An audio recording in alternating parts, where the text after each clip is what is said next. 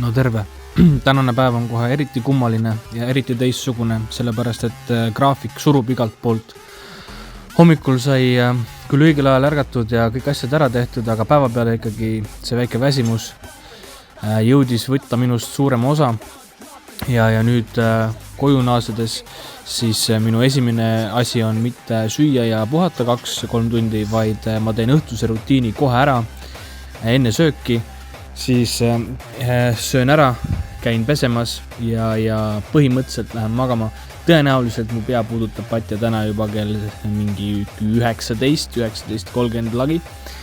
Aga jah, et nii nagu tavaliselt, et kõigepealt siis soendus, siis väike kerge jõustik või nii ja lõpuks siis ka lisaraskused juurde.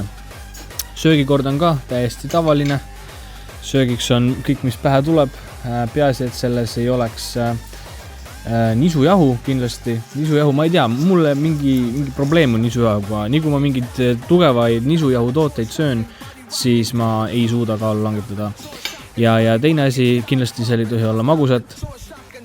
Aga üleüldiselt mingit suuri piire nagu ei ole. See suhtes, et kui sa sööd vähem, kui sa energiat kulutad, siis ilmselgelt su kaal langeb ja väga tähtis on, vaata ma räägin, et graafik, eks ole, ju siin surub, aga väga-väga tähtis on ikkagi 2 korda päeva jooksul trenni teha, et oleks seda taastumisaega päevaaeg nii-öelda rakkudel ja siis õhtul nii-öelda teine kord päevas tuleb teha ka trenni, et uuesti saada rakud tühjemaks, kui mitte päris tühjaks, siis ikka tühjemaks ja siis see asi on efektiivne.